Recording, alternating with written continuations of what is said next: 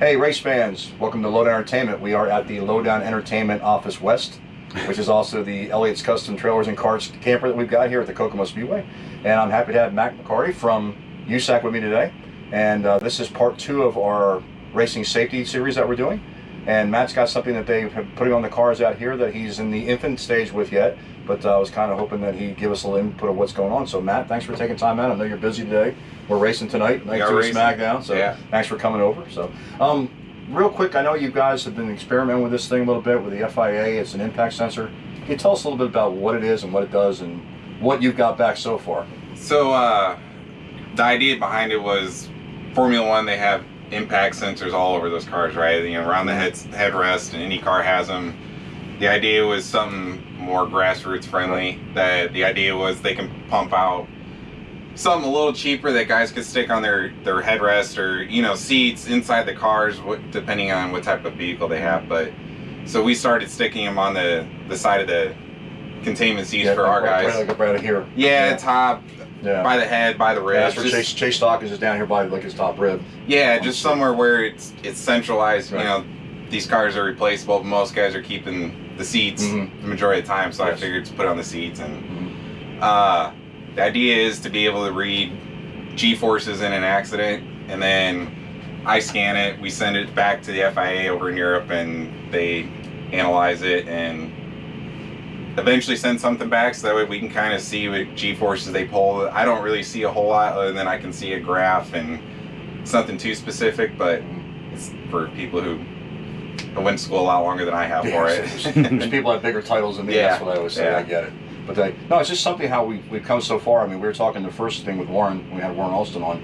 Like I look at the old cars like in shows now, like when I was a kid or when I started in racing, you know, as a teenager, and I look at the seats, and it's like it's a fiberglass seat with a rib deal, or it's just a regular seat. Yeah. You know, and you look at how far we've come, and now this is another thing that we're taking to with technology. You know, we're looking with these guys are G's. I know they've done it in NASCAR for a while, which helped bring the safer barrier along. Yeah. You know, now we're doing it here at the grassroots level, and the local dirt tracks. We're actually seeing, you know, because I don't know if you watched last night, but Alex Banales took a pretty nasty ride in turn 2. It was a big one. Yeah, that's and for sure. There's no small wrecks on a small track. That's, you know, when you're going that fast. So, you know, it's good to see. You know, we've come a long way with seat technology and roll cage, and you know, the Hans device was a big deal. The head and neck restraint, just anything with that. Right. It's come a long way. Yeah, the Hans device. I'm sure that's, you know, you guys, you know, the Hans is, to me, has been one of the greatest things to come. A lot of people are like, well, it doesn't do this, doesn't do that, but what it's intended to do is pretty good. Yeah, and it always blows my mind that we'll still see guys running without containment seats and head and neck restraint. Right. You know, it's at some point you got to spend the money on safety. It's worth it. Yeah, if you know, you want to buy that carbon fiber, this or that, you know, and you have ratty gloves or old shoes. It's, and that blows me away, because we talked about that. The small car tracks, you really see it. Yeah. You know, it's wow. You know. Yeah. Like I said, there's no big accidents can happen in small cars though. And they're usually, it's like Banales, where it didn't seem like it looked big. Yeah. But he was able to get out, walk away, and it seems like the ones that look the smallest usually end up being causing the most problems. So you have anything else on the horizon you guys are looking at as far as safety or driver safety or fan safety or fire crew safety? We're always looking. Honestly, we're looking to add more onto our end, crew wise, just because we're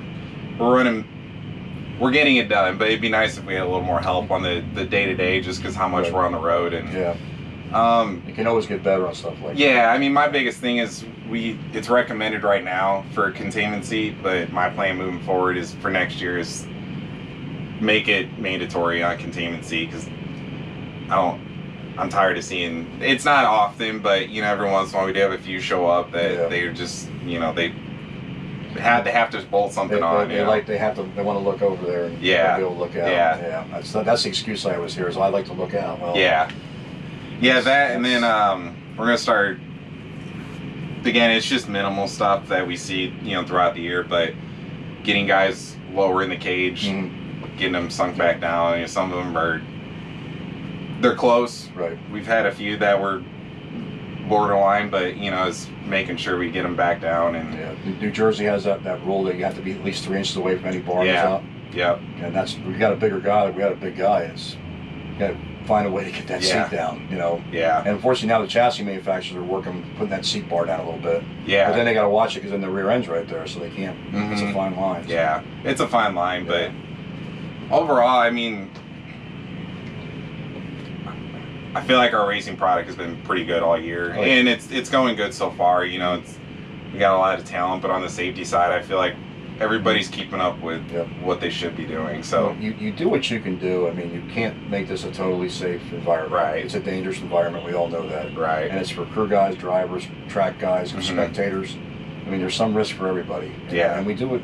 Every track does what they can. Sanctioning bodies do what they can.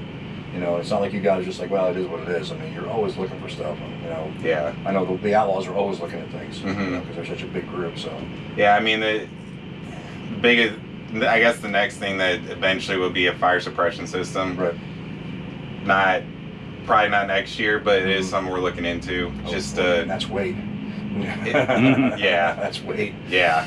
Ooh. And I mean, but it's finding the right spot that it can sit, but also be effective. Right. You know, it's these cars, they start rolling and it starts throwing things out the door. So Mhm. it's trying to be as effective as possible Right. and make it as safe as possible. So that's what we're looking into right now.